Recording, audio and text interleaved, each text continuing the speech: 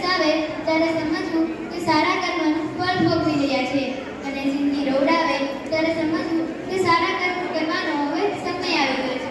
જિંદગીમાં કોઈ પણ બાબતનું એનાલિસિસ ના થવું જોઈએ કે મગજનું પેરાલિસિસ થઈ જાય. ઈશ્વરે તો જિંદગી જાણવા અને માણવા માટે આપી છે, કામની આણવા માટે નહીં. બાકી કોણે વિચારેલું કે મચ્છરને પણ અગરબત્તી કરવી પડશે? તારી પાસે ધન દોલત સંપત્તિ બધું જ છે, તું તારું બીજાનું ધ્યાન રાખજે, બીજાને ધ્યાનમાં ન રાખો. અને ભગવાનથી ભગવાન વેચાય, રાજનીતિમાં ગણાય ત્યારે રક્ષક ભક્ષક થાય અને પ્રજા આંધળી થાય. ભણતરમાં ભ્રષ્ટાચાર આવે અને યુવાનો ફેશનમાં ફસાય, ગરીબોની ચૂસાય. હસતા રહેજો સાહેબ, કારણ કે આને જ જિંદગી કહેવાય. હવે આપણે આજની નારી સભ્ય ભારી નાટકની નોંધ લેશું.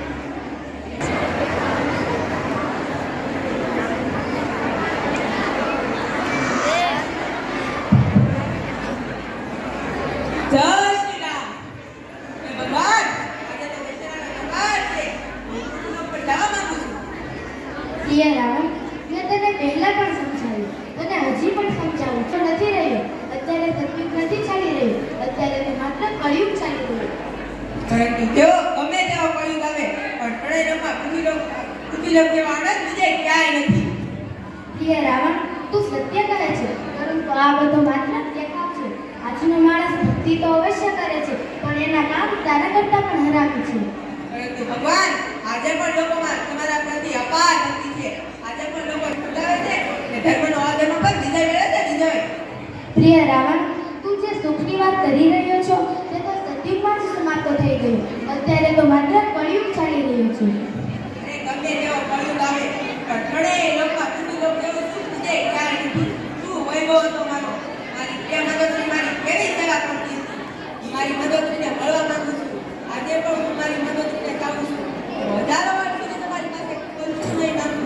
બસ આજના દિવસે મને મારી મદદને મળવા દો. હું મારી મદદને મળવા માંગુ છું. જેવી તારી ઈચ્છા રાવણ, પરંતુ તારે પછી મને ફરિયાદ નથી કરવાની કે પૃથ્વીલોક પર જઈને હું દુઃખી થઈ ગયું. ના ના ભગવાન, મારે તો મારી મદદને મળવું છે. જે મને જોડે તરત જ મારા ચરણોમાં આવી મને પગે લાગશે. અરે, એ તો સમય જ બતાવશે કોણ કોને પગે લાગશે. સારું, ચિત્રગુપ્તને મળી.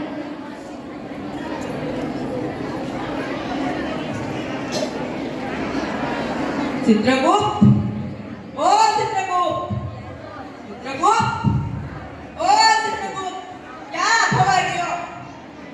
આવું શું હવે? અરે કેમ એટલા બધા બીજી લાગો છો? મારે કામ છે. જોવા જતો. અરે પેલા પુસ્તક તો સીધું કરતો. આ લે, આજ કે બેટા બધા પ્રસંગ દેખાવ છો. લાગે છે તમારી રજા મળી ગઈ છે. કેમ ના મળે? તું તો લંકાઈશ ને. હા હા હા હા હા હા હા હા. પરિવાર ક્ષમા ક્ષમા ક્ષમા ચિત્રગુપ્ત ક્ષમા. સમાસમાં નહીં, સોરી સોરી. સોરી સોરી, એ કઈ ભાષા છે? આ એ ભાષા છે જે સમગ્ર પૃથ્વીલોક પર સૌથી વધારે બોલાય છે. Oh, I see. Don't worry. Please don't angry. અરે વાહ, તું તો ખૂબ સરસ અંગ્રેજી બોલે છે. ક્યાંથી શીખ્યો? તમને ખબર નથી, ત્યારથી કળિયુગનો પ્રારંભ થયો છે ત્યારથી પૃથ્વી પરથી ભણેલા ગણેલા કામ કરનારા અધિકારીઓ, કંઠી મારીને આવનાર લોકો પુષ્કળ પ્રમાણમાં નરકમાં છે. એ લોકો અંગ્રેજીમાં વાતો કરતા હોય છે, તેના પાસેથી શીખ્યું છું. સારું સારું, તમે મને જલ્દી એડ્રેસ આપો. ઠીક છે, પરંતુ એક વાતનું ધ્યાન રાખજો. હવે તારી મતોત્રીનું નામ બદલાઈ ગયું છે, જે મેં આ ચિઠ્ઠીમાં લખ્યું છે. આ જઈને પૂછજે.